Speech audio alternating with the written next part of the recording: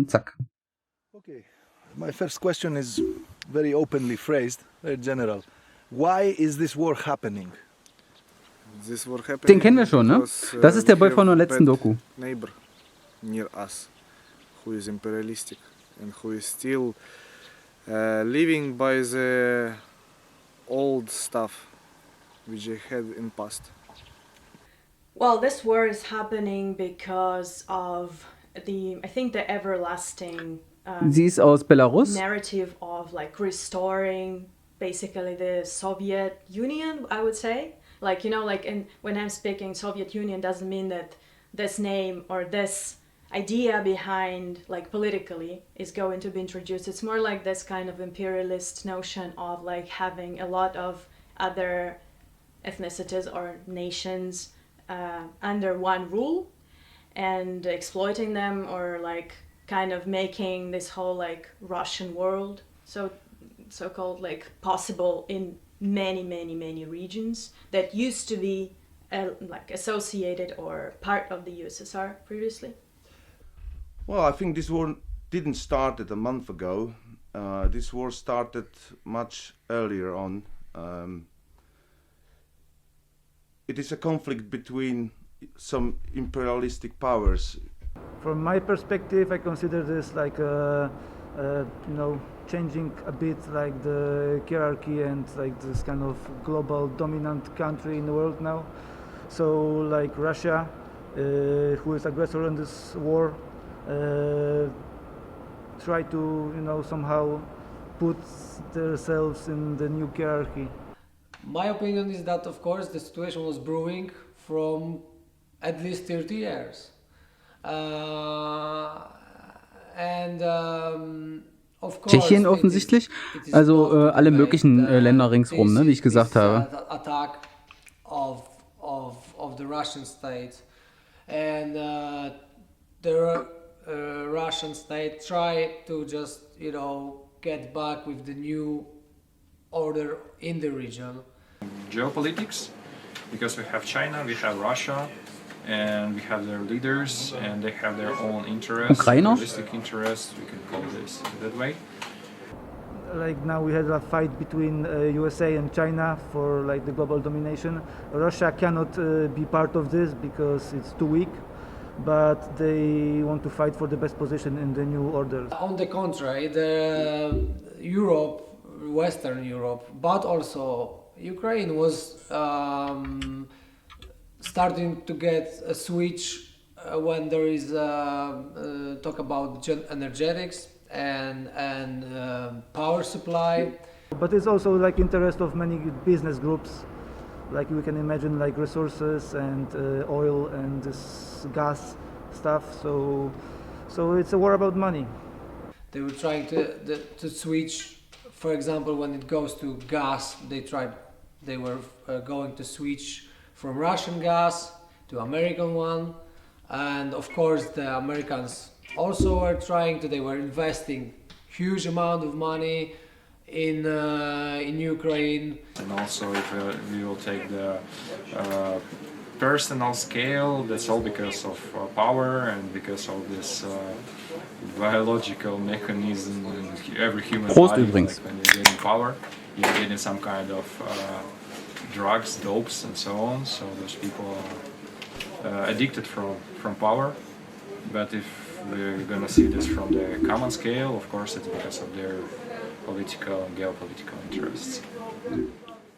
Vor 7 Monaten ist die Doku gemacht So, worden. to go a little bit more specifically, there is a certain narrative presented by the Russian Federation and the Putin regime about why this war is happening. It projects a number of excuses, but I would say the main, if we can focus on some of the very main ones. Prost, it's Josef. First about denazifying Ukraine. It's about protecting the populations, the ethnically Russian and Russian-speaking populations, particularly in the area of Donbass, where they claim there has been a genocide against them going on for the past 8 years. And finally, that it was a necessity for them to counter the ever-expanding NATO and the perceived threat from that expansion and its potential ballistic capacities and so on.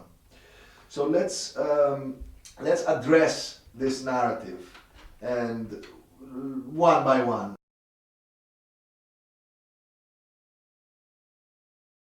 And tell me, what is your response to the excuse of denazifying Ukraine? Yeah, well, overall, I call bullshit on all of those arguments. One by one, about denazifying Ukraine. Ukraine didn't need denazifying, especially from the outside, in my opinion, Eben. because there were far-right groups. Some of them were causing trouble, but overall, Nazis didn't have much representation in political life, and their influence was diminishing over the last few years, actually. So about the denazifying, bullshit. Well, my overall response is that all this is bullshit. Ich glaube, sie werden alle Bullshit sagen jetzt hier, ne? Super cool. Guckt ihn euch an hier. Er hat's direkt dran. Er ist direkt rot-schwarz gekennzeichnet, damit man auch weiß, dass er wirklich ein richtig nicer Dude ist. Gefällt mir richtig gut hier. But to be more specific, like what means denazification? Ukrainian state, of course, deserve a lot of critics, but this is definitely not a Nazi state. This is just a, propaganda statement. Nazi forces, or far-right radicals, of course, are present in this society, but they are still play quite a marginal role, actually. This is not. This is visible force. This is true, but this is not the force who really design the shape of the society by no matter they do this. Because of this statement is just a label, just an excuse to cover purely imperialist intervention and aggression.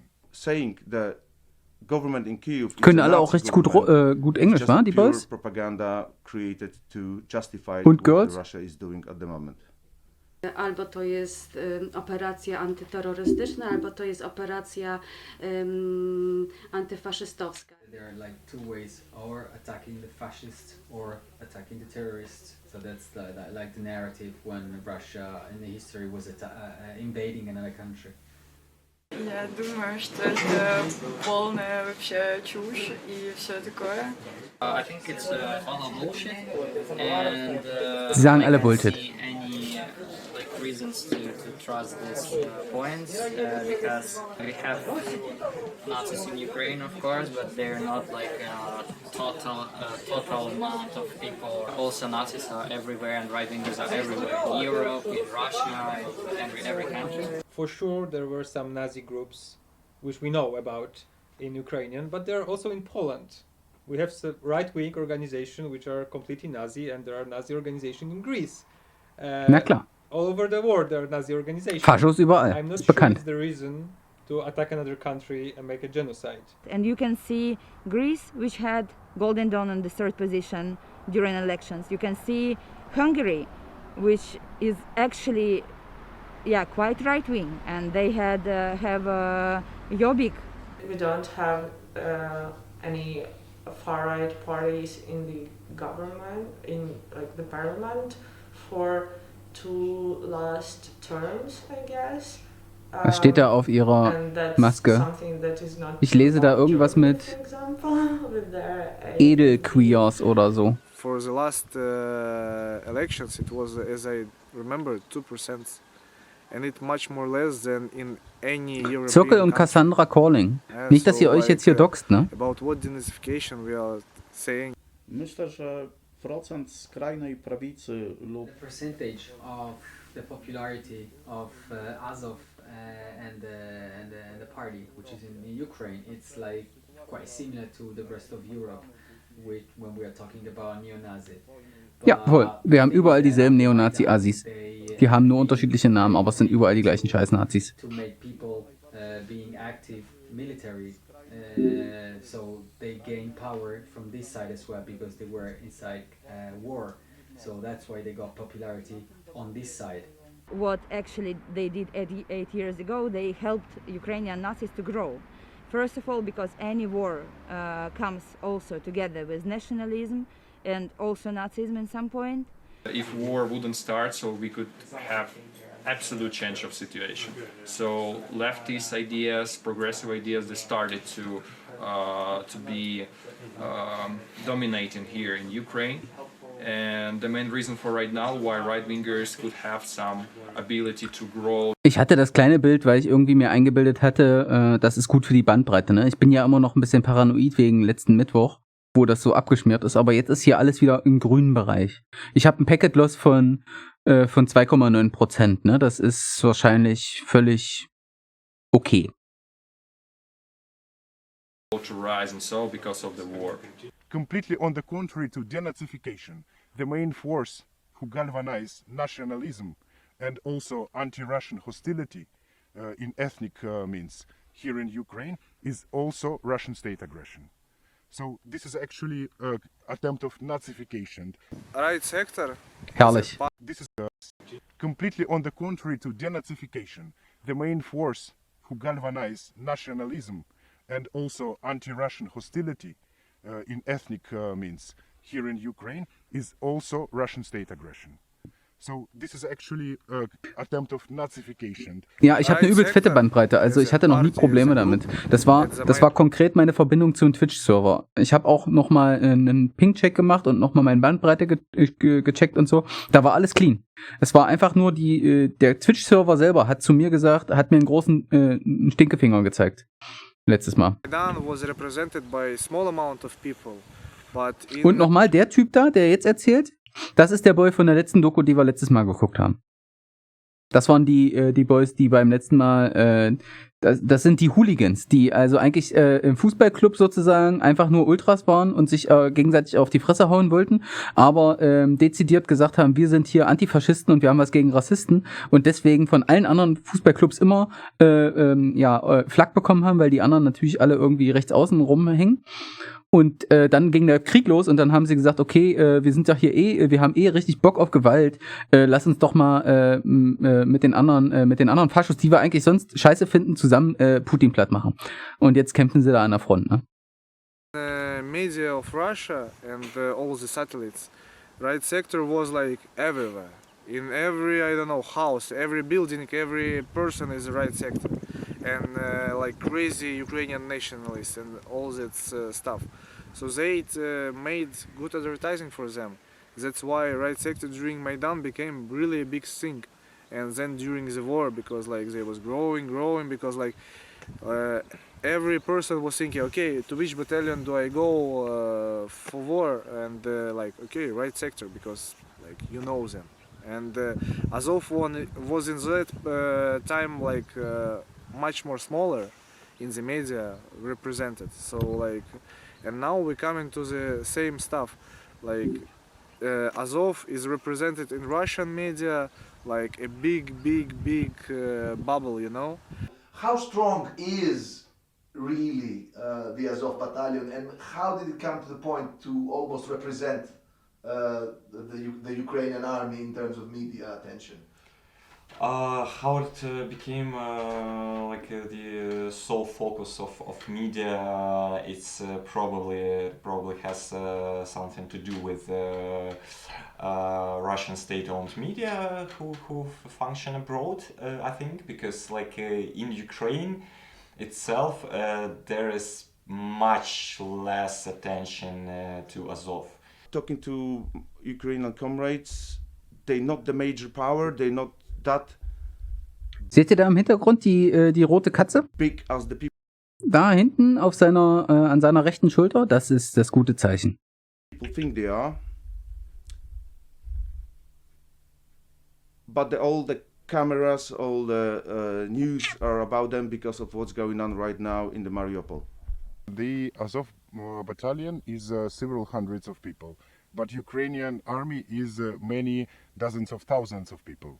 So, like, to portray the whole army with this infamous unit is, of course, once again, the dirty propaganda step. They're not really creating their own armed forces. They are part of the Ukrainian army. Ukrainian army using every group which they can use to fight against the Russian occupation.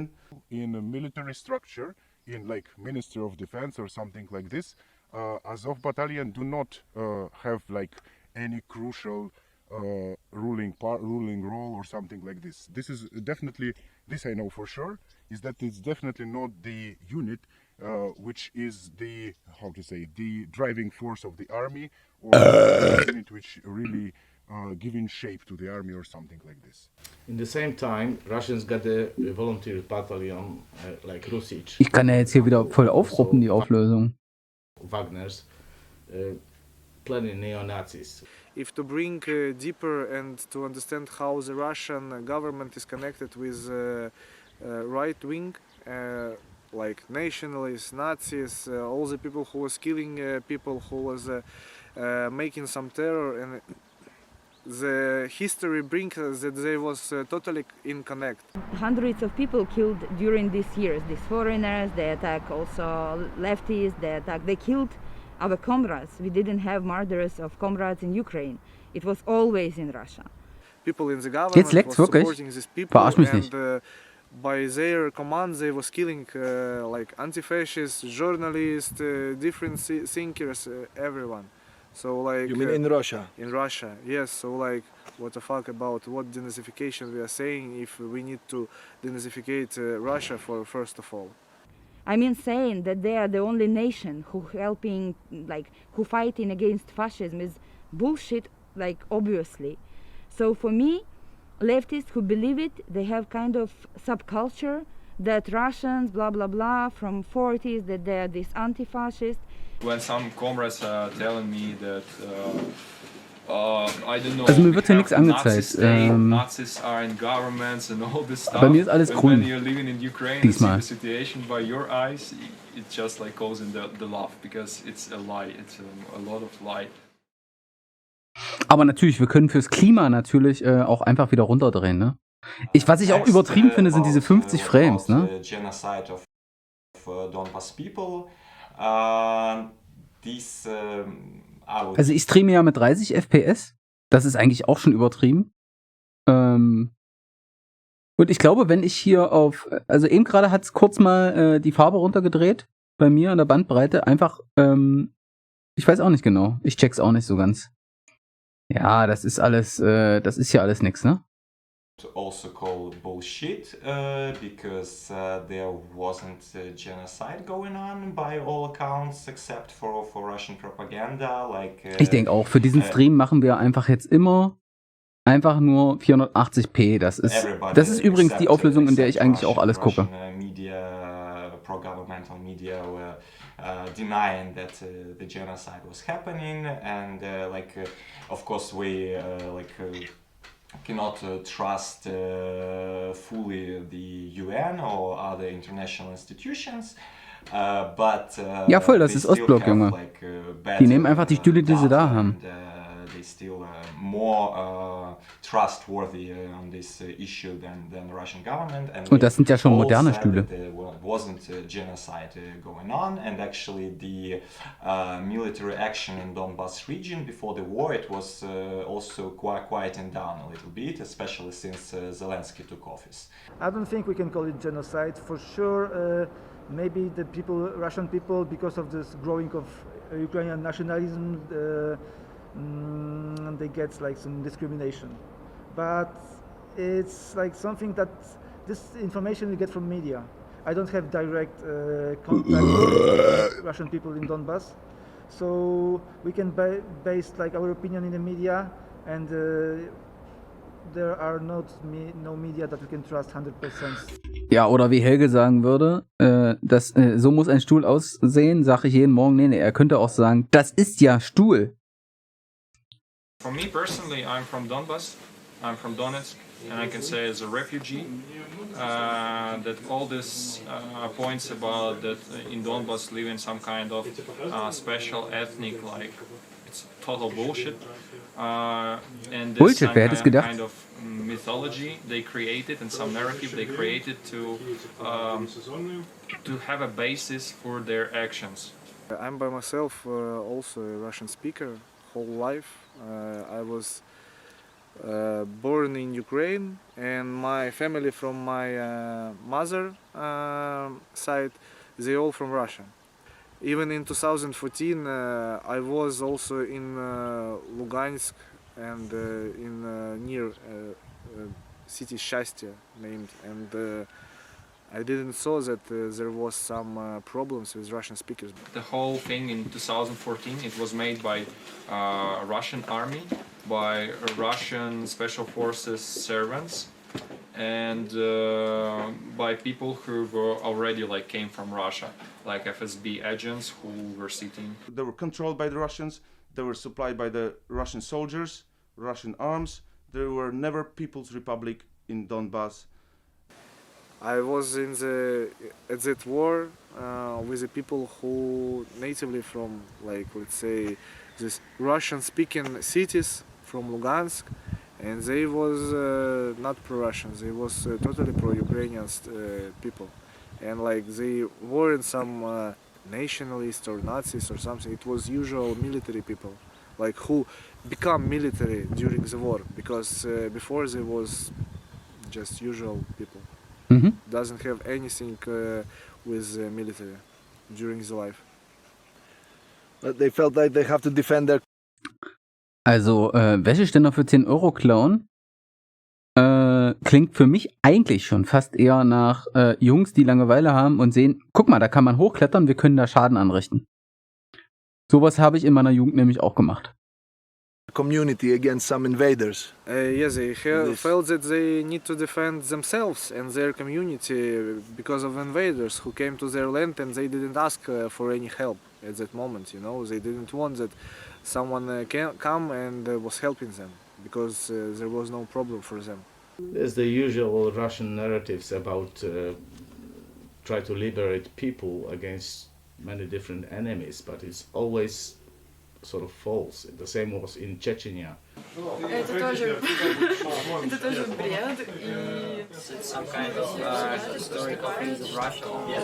So first they come into some territories, invading this, occupying this, and in some years the situation is changing. They're saying, oh, we are going to protect our people in this region, so we're going to send our army. So the same narrative was used when the Poland was invaded during the Second World War. Ne, also kriegt ihr das eigentlich jetzt so mit, so dieses Gefühl, ne, wie in der letzten Doku auch, wie selbstverständlich das für die Leute ist, ne?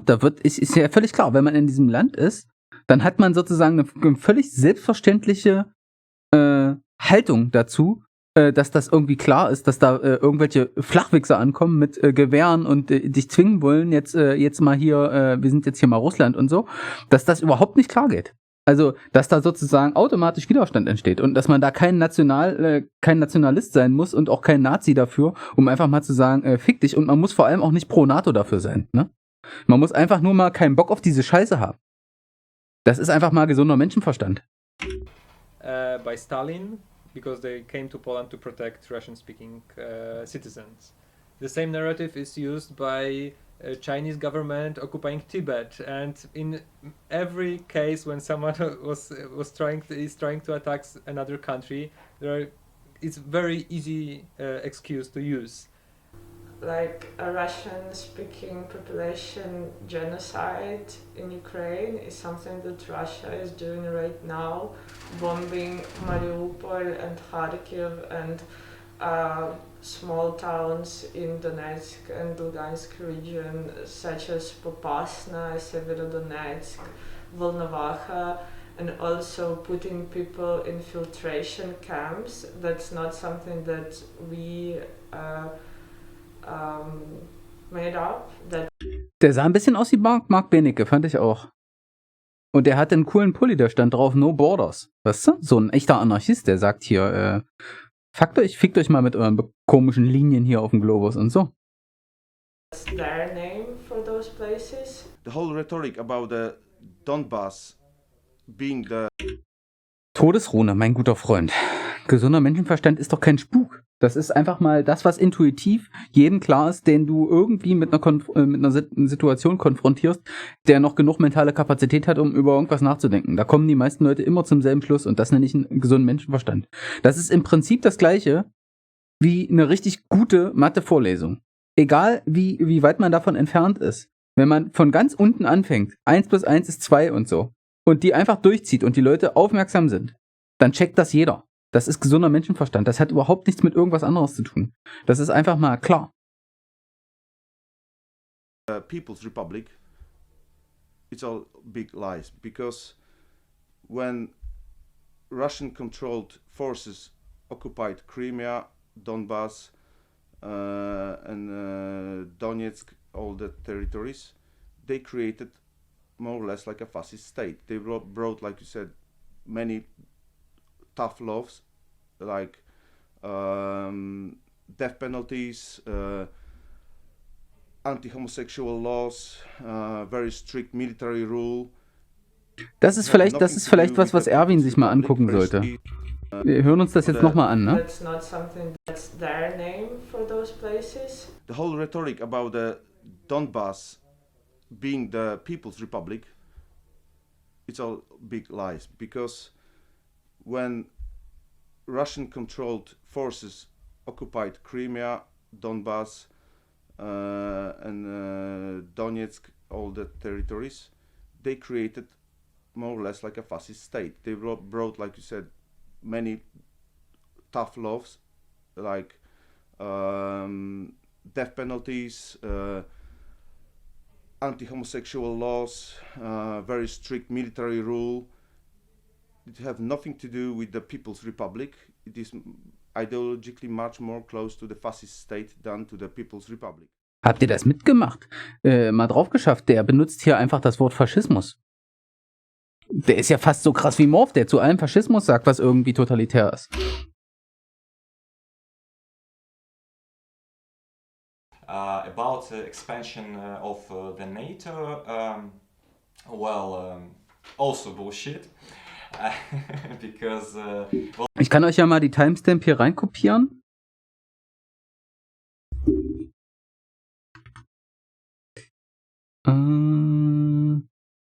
Achso, die Liste brauchen wir nicht. Wir brauchen das hier. Geht das so oder braucht das ein Fragezeichen? Ich glaube, das braucht immer ein Fragezeichen. Und das "und" kann wahrscheinlich weg, ne? The willingness to join NATO was put into Ukrainian constitution several years ago during Poroshenko's time. But still, we need to understand that this chapter appeared in the constitution after 2014 and after clear aggression of the Kremlin regime. On the other hand, it was mostly just a declaration, and NATO said repeatedly that they are not ready to take in more participants, especially considering Ukraine. So this argument is also bullshit. About NATO, it's like no one made anything more expanding threat of NATO than Russia made in past 30 days. At the time, in the mid-2000s, I don't remember exactly, but it was either like 50-50 or even like more people do not support Ukraine joining NATO. Then after 2014, support among Ukrainian public to join NATO, it grew a lot actually, and but it still wasn't like predominant opinion. It was still like something like 60-40 or something like that. And after this full-on invasion started, of course now like more than 70% of the people by recent polls support Ukraine joining NATO. So popularity of NATO increases with the escalation from and with threats from the Russian side, which is it's pretty obvious connection. This narration that Russia was forced to bomb schools because they were forced by NATO to defend themselves is stupid, to be honest. It's just stupid. But like, come on, if some country invades other country, so who is making a mistake and who is making the aggression? Not the victim country. This idea that that actions of Russian army are the consequences of this threat of Ukraine joining NATO is really victim blaming thing. The Victim blaming, ja. which push Ukraine towards NATO and towards Western powers is Kremlin's Russian imperialism. Nicht Riot Queen. Also ich habe da vorhin, als ich noch hohe Auflösung hatte, Queer gelesen. Aber vielleicht stand da Riot Queer oder so. Also ich dachte auch erst Queen, aber naja. Wir werden es nie erfahren. Ich bin auf 480p. Queers habe ich da vorhin gelesen. When we have such a big problematic country by our side that just captures whatever territories they like in the neighbor countries. With the one population of geographical territory want to have independence. Nee, die NATO ist natürlich keine Lösung. Also die NATO ist ja im Prinzip ein Artefakt aus dem Kalten Krieg und sie hätte einfach mal sie war obsolet, nachdem die Mauer gefallen ist. Aber wir wissen alle, was das Problem war. Die CIA hatte auf einmal keinen Gegner mehr. Die CIA war obsolet und die CIA ist eine extrem wichtige und extrem gut vernetzte Behörde mit viel Einfluss und sie wollte einfach nicht sterben. Das heißt, die CIA musste sich erstmal ein paar neue Feindbilder schaffen und ein bisschen Operation Mockingbird-mäßig sich auch mal durchsetzen. Und die NATO, die brauchte natürlich auf einmal auch trotzdem, also ist ja klar, sie war ja mal ein Verteidigungsbündnis, ne? Und dann musste man natürlich irgendwie die eigene Existenz noch weiter rechtfertigen. Dass das alles irgendwie Machtpyramiden sind, die auf so einem globalen Spielfeld lustig Risiko spielen, das ist auch klar. Dass es da nicht darum geht, irgendwie die Welt zu verbessern, sondern dass das alles im Wesentlichen reiche, alte, weiße Männer sind, die wirklich, wirklich nichts Besseres zu tun haben, als sich selbst den Bauch zu pinseln, das ist irgendwie klar. From authoritarian state, it's going to be used by both sides. During these days, it's hard for me to compare NATO and Russia. Of course, NATO makes some genocides like in Belgrade in 90s. So we cannot say like NATO is kind of hero that we want to follow or we can trust NATO. Das ist doch mal ein Baster Boy. Er sitzt da in seinem Lager und sagt, naja, für mich ist es übelst schwer, ne? Also NATO und Russland, beides richtig assi. NATO is not like a defender of the people. NATO is armed forces of the capitalist and neoliberal states. But at the same time, world is a bit more complicated than that. And if somebody opposes the NATO, it doesn't automatically mean that it's a good guy. Now we get this situation. Nur weil jemand was gegen die NATO sagt, muss er nicht automatisch ein guter Mensch sein, ne?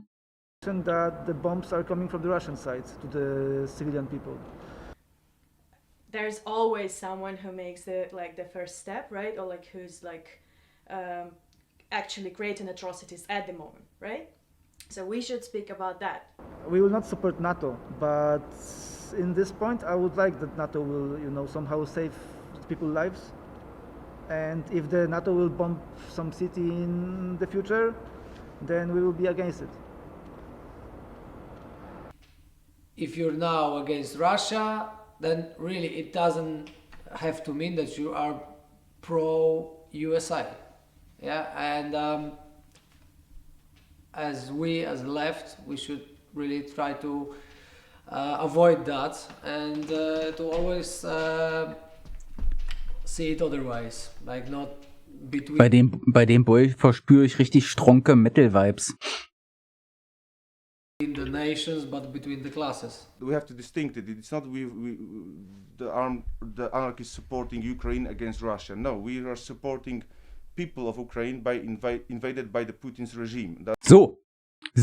Und das ist genau meine Aussage von Anarchismus Teil 4.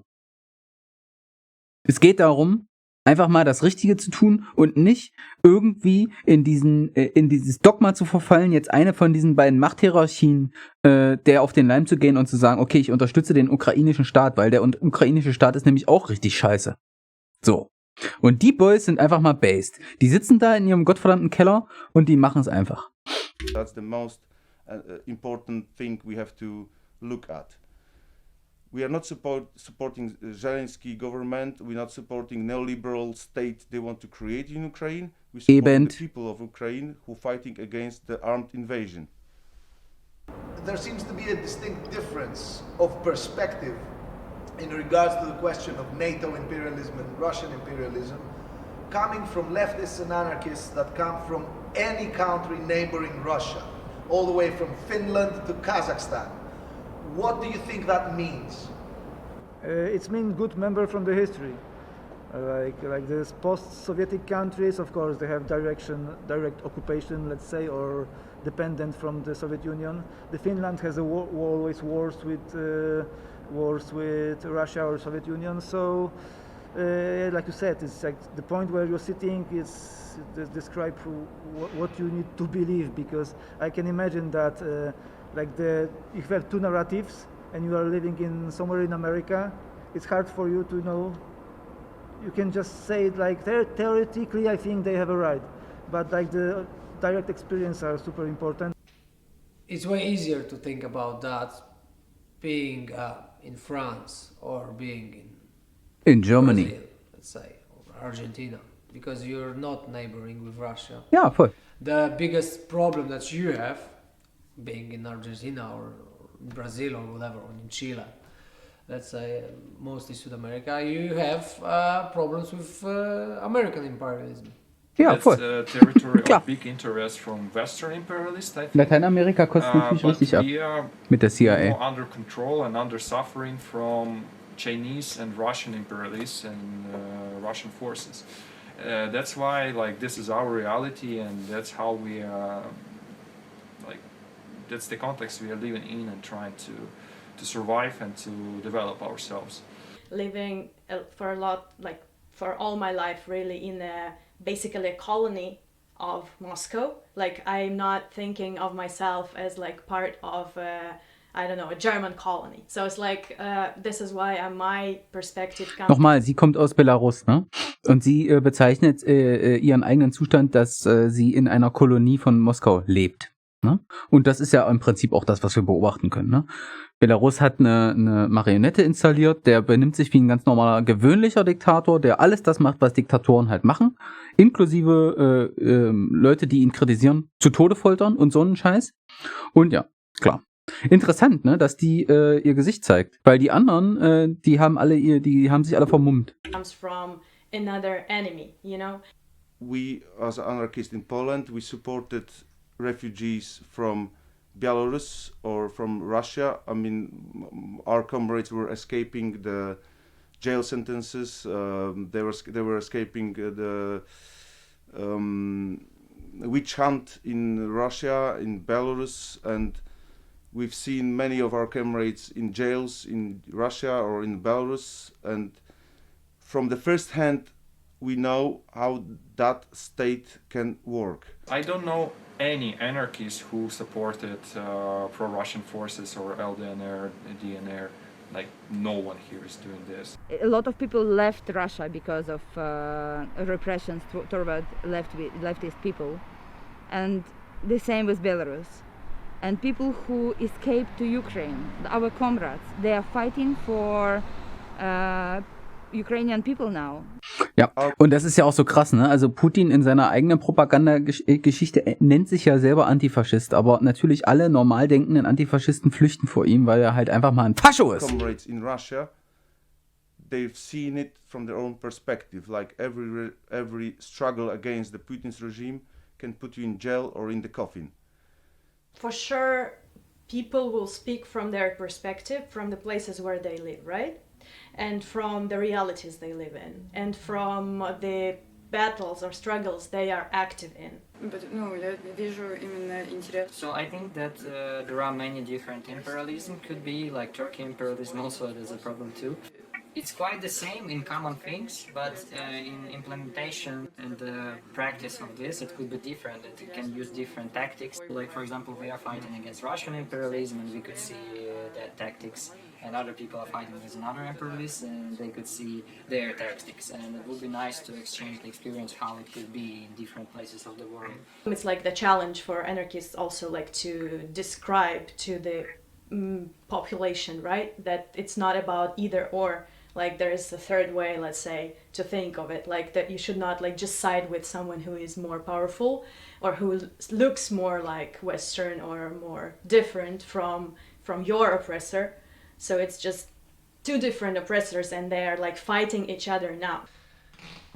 We need to start getting organized. We need to start our discourse to be placed in this big geopolitics and so on.